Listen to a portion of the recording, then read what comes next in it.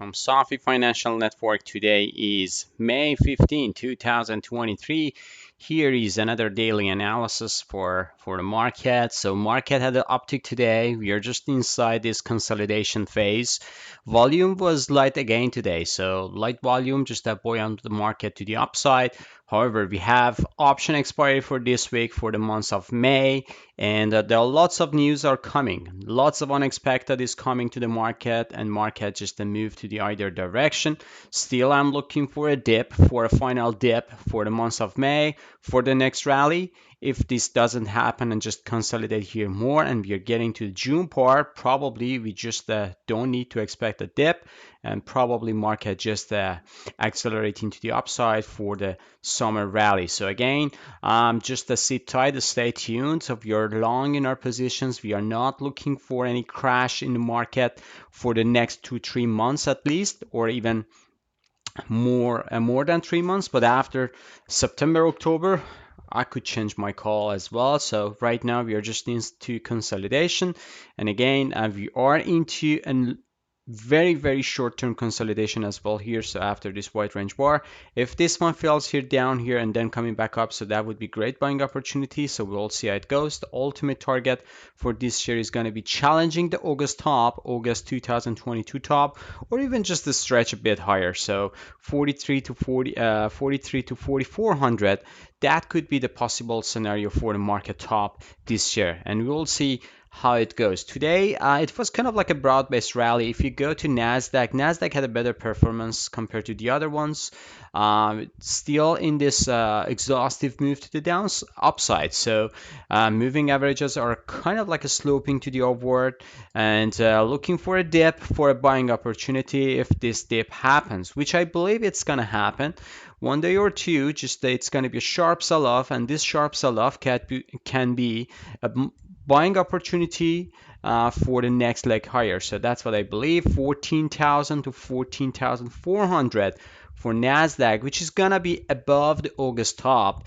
Getting into this supply area, that could be a potential target for 2023 for the Nasdaq. Moving on to US30, which is Dow Jones. So this is a weekly chart. Let me move on to the daily. So daily chart forms pretty I should say weak right now, just a bullish harami today. Hold up pretty well above this pivotal point, still looking for a dip to 32,400 to 32,800, and that could be kind of the buying opportunity. This is gonna be a nice setup for a next zigzag rally to the upside. So if you just zoom out a bit, you will see here Dow Jones, I should say, forming a better pattern. And this pattern can end up to new all-time high this year, and it's going to be a divergence between indexes. You will see the clear divergence in the indexes in August, September this year, and everyone is asking what is wrong with the market when Dow Jones is at all-time high, but the other indexes are lagging, and that's kind of like the scary part of the market, I believe, coming down the road. But for now, we should expect the broad-based rallies coming for the market at least for the next 2-3 months, and Dow Jones is going to be leader down the road. It's going to take lead, but we will see some kind of volatility. Dow Jones is loaded with financials and also energy stocks. So when you see crude is lagging, so that's kind of a bad news for the Dow Jones, because Dow Jones is lagging as well. So, but there was a good news actually for crude, and a bullish news for crude today. So U.S. Government is gonna just buy back 3 million barrel for filling out the reservoir tanks, and we'll see how it's going to impact the market. Moving on to some individual names, starting with a bond yield as usual. So bond yield had like a flat day today. It was positive, not negative, but the positive was just a 12 cents up. So just closing above 4%, still in this choppy, sloppy consolidation here. If it goes above here, which is 4.3, then it's going to end up to 4.5, which I believe it's going to be ultimate scenario for bond yield, but yield has been topped. I should say March 23 was the top for the yield, and any upside move could be a selling opportunity for the yield. Yield ended up lower this year, especially August or September, October timeframe. Even 2024, I should say, lower yield is going to be a possible scenario. Bond had a nice downtick today, so bond is coming down, and this can ended up to here to 101 100 level, which is kind of like intermediate top for the April so far, and right now it's getting back to this area. If it goes back to this area, that could be kind of like another buying opportunity to accumulate more. So I have no worries to add more shares in TLT to just increase my allocation to 10%. Right now I've got a 7%, I believe, in my allocation, and I have 3% more to add to my allocation, to my investment portfolio. 10% allocation TLT at this level is gonna be a protector for the next years. I can I can just say that in this video there is nothing guaranteed, but I'm looking for ultimate higher target for the bond, especially 2024 is going to be a year for the bond market. So moving on to gold. Gold had a positive day, just sideways, a $4 up. Nothing good, nothing bad. Hold up a 2000 level, 2015 right now, but this bull flag is kind of like very choppy. So it's not a beautiful bull flag. It's just forming kind of like a consolidation. Again, any dip to here could be a possible scenario. I should say this can frustrate lots of traders down the road.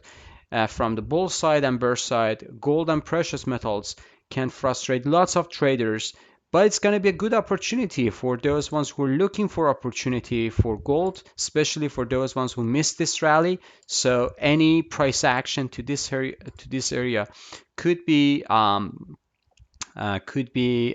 good buying opportunity. So low 1900.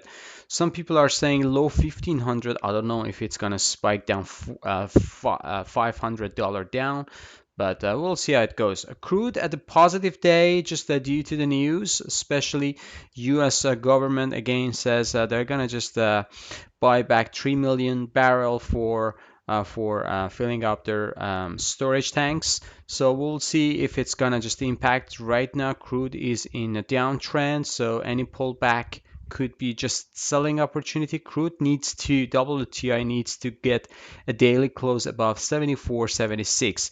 We had a pretty nice uptick today for natural gas. Probably I will come up with another video just a special for the natural gas. Stay tuned this week because we are seeing some good development in natural gas price action.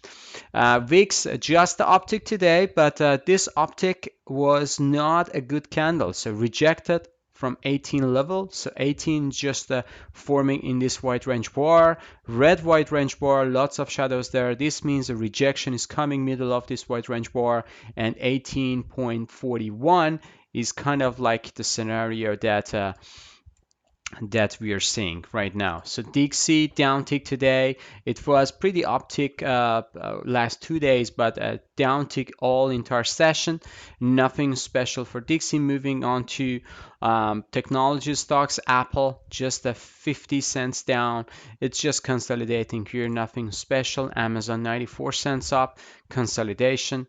Meta just $5 up. Meta just performing better still, forming kind of like a semi-bearish consolidation. We need to see the entire sector is moving forward or not. Microsoft 49 cents up. Google just $1 down. Google just rejected again, tackling up to $118 and then coming down. Sellers just took control. Still ended up positive. Ended up negative, just $1. Nothing spectacular. Netflix rolling over to the downside. It's important for Netflix to hold up this pivotal point, otherwise it can go lower. Tesla coming down $1.63. The the powerhouse for today was semiconductors. Semiconductors SMH surging up to 126. It was pretty interesting that we see this section. This sector is holding up pretty well. So I thought that this is kind of like a weak price action, especially after last 2 days, but right now I just see this one is just soaring to the upside. So if it goes above this pivotal point, this head and shoulder formation is kind of like a fail, and we should see a pretty solid price action to here to this area. So we'll see. Right now it's going to be interesting to see how it goes.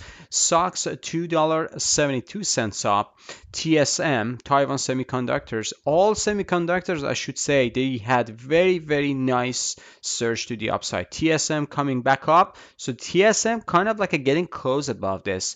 If it holds up pretty well, especially above this $91, that could be kind of like end of this corrective move, and this can end it up to here.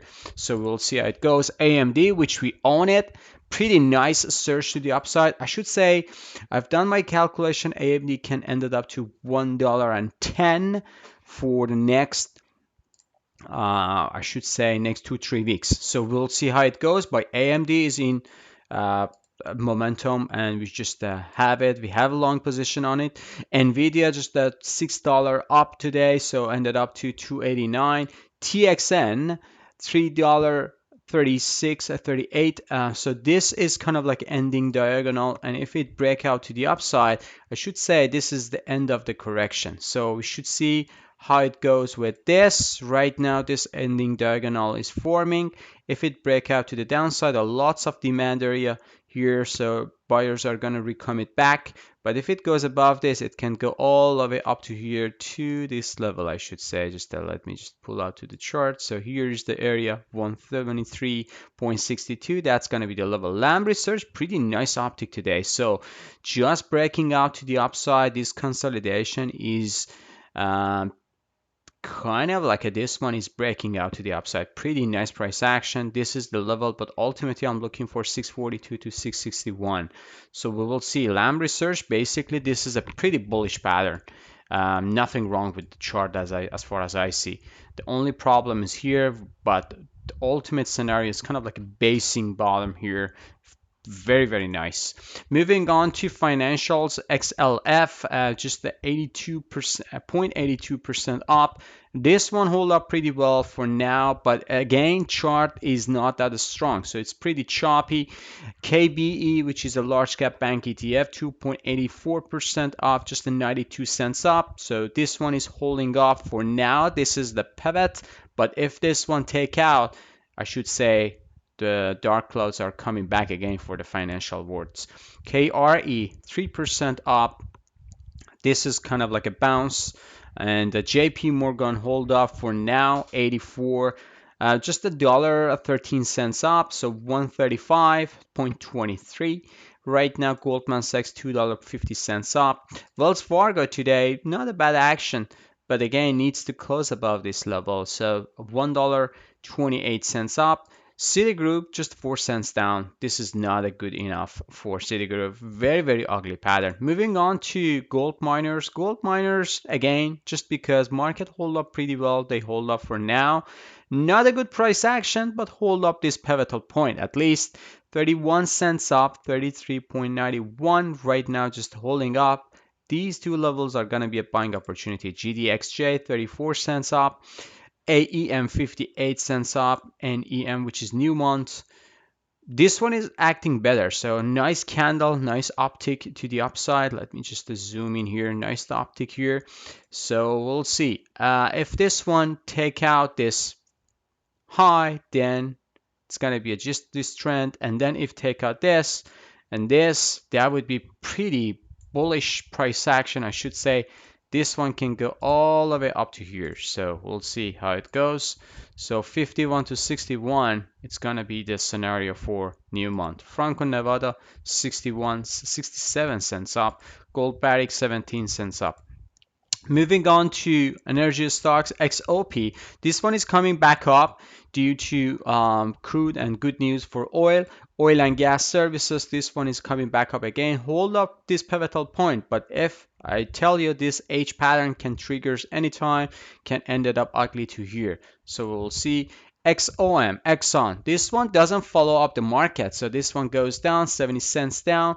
Chevron 58 cents up, so just the doji bar. Oxy 40 cents up, just the doji bar again. So Oxy hold up this trend for now. On rig, just 2 cents up, nothing spectacular for rig.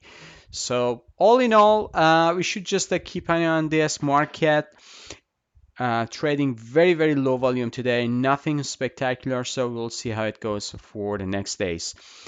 If you like this video, please smash the like button, subscribe to our channel, and have a good one. See you on the chart. Bye bye.